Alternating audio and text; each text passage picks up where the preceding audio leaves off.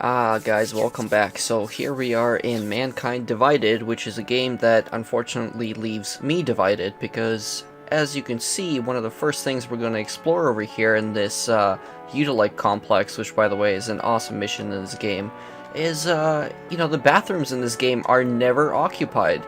I am genuinely upset that every time you open every single one of these doors, you look at the stalls, unless it's a story-specific thing, you don't see a single occupant in there. The female bathrooms especially, nobody in here either, and it's like, if I want to exercise a little bit of voyeur, I can't really do it in this game. And from what I recall, in the previous game, this always used to be the case, which to me just, kind of doesn't add up. It's like, why would you put those there if they don't actually do anything for you at all? And here's my other gripe with this game in here, which is that this is supposed to be like this fancy corporate party, a bunch of execs just, getting down, and yet this DJ is like rocking out and there's nobody on the dance floor. There's just like this one chick dancing right here and she's not even trying. And the rest of these people are just kind of like, yeah, I'll shrug my shoulders and bob my head up and down and do pretty much nothing else. And then you've got this guy right here who's just apparently holding onto a plate of hors d'oeuvres all by himself. And yet, like, despite this giant convention hall, like, nobody is here.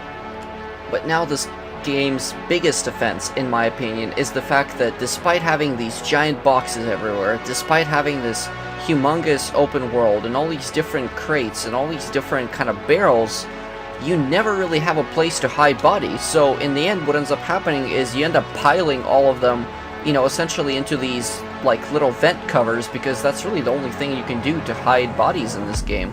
And to me that's ridiculous, because this game was released at a time when basically games like Hitman and games like Splinter Cell and Assassin's Creed had allowed you to hide bodies for years. So to not have that as a feature in this game seems kind of upsetting, because it's like, why would you go this route? Why would I have to resort to doing this when obviously there are other ways of doing this? And considering that like your character has a cloak that runs on energy, couldn't there possibly be something that would allow you to actually, hide the bodies properly, as opposed to in essence just throwing them around like a complete pilgrim? Now, I don't know about you folks, but I personally don't feel like a giant corporate assassin, or for that matter a, complete badass, having to do this over and over again, just trying to hide the bodies away from the public. And as fun as it is throwing a bunch of lifeless corpses around, I don't think that it really adds that much to the game at the end of the day.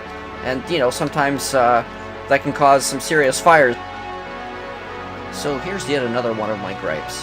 As you can see, Adam has a number of different augmentations in this game, and while a couple of them are, kind of old ones, such as, for example, the Icarus landing system that you can have, things like, the ability to be strong and lift objects, and, be able to handle guns better, or being able to have a better battery, breathing in noxious chemicals. But for whatever reason, they decided that the nanoblade is no longer going to be like an attachment that you have in your arm that allows you to stab people in the face or in the back, depending on what you want to do. Instead, now it's one of those locked things that you get that allows you to shoot it at people. Even though, when you look at some of the stuff that Adam has, it's like, why is this gone now? It was there in the previous game. Instead, we're relegated to doing these sort of, animalistic, frickin', I don't even know what to call these in essence, because everybody's just such a, such a frickin' asshole in this game. You really need a bunch of really good stuff to actually be able to fight them off, and yet they took away one of the biggest advantages that this game had pretty much had before, which was being able to stab people with your blade arm. And here's another one of my gripes right here. As you can see, the silhouette for the main character is an extremely low poly model of the main character. Even though in games like Splinter Cell Conviction, for example, with the last known position, they actually had your full outline with all of the polygons completely intact. How is it that a PC port, of this game, which is supposed to be a next-gen game, ends up using something that looks like it was built during the freaking Xbox era for your silhouette? How does that make any sense? Because that is not even a stylistic choice, for crying out loud. Here's an advertisement for a horse that you don't ever get to ride in the game. Why would you tempt us like this? Perhaps another one of my bigger gripes with this game is the fact that you cannot use civilians as a stand to get to higher places on the map. You would think, considering that Halo 2 lets you get on top of your, adversaries and even your friends to climb to higher obstacles, you would think that they'd be able to let you do that here. Instead, you get this guy that's completely useless to you, so you might as well just punch him in the throat and move on. And here's yet another one of the issues that I have with the game, is this freaking room. This room is, for those of you guys that don't know, just a little bit across from basically where your first apartment is in the game. So if you just kind of walk out that door, climb up here, or alternatively go through the other entryway, you'll be able to get through into this area.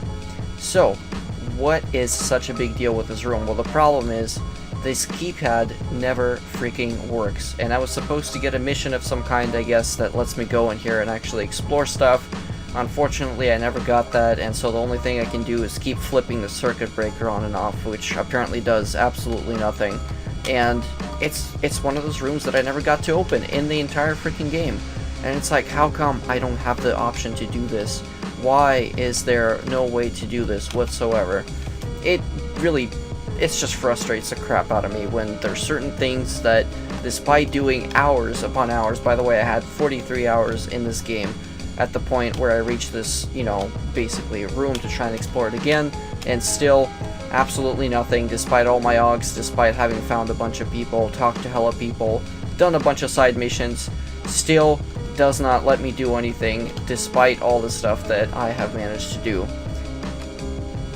And the other gripe is that a lot of times in this game, you get these areas where, it tells you to go investigate because there's supposed to be something there that you missed, perhaps as part of a mission. Well, the problem is, I've already been through this area like a buttload of times, and every single time I've explored everything there is to be explored, opened everything there is to be opened, and it still appears on the map.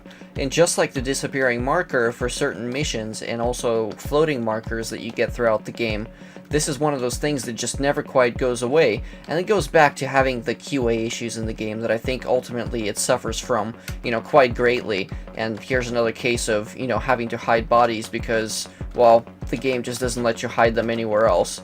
But because it's a hidden little wooden thing, nobody's ever going to see him. I kind of wish I could put that teddy bear down with him to keep him company, but I guess it's just not going to happen.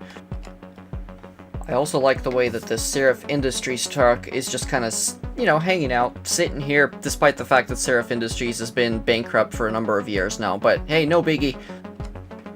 I also absolutely love the fact that this TV, despite somehow receiving, I guess, an analog signal and having a very old back projection system, is also plugged into absolutely nothing. And it's just sitting on a cardboard box, which, it would obviously crush. Amazing. Amazing job, developers. A good one. So, do you guys remember how just earlier in this video I told you that I couldn't find a way into that room? Well, it turns out I did manage to find a way into that room, and now I'm apparently talking to a floppy disk. I don't know how this is possible.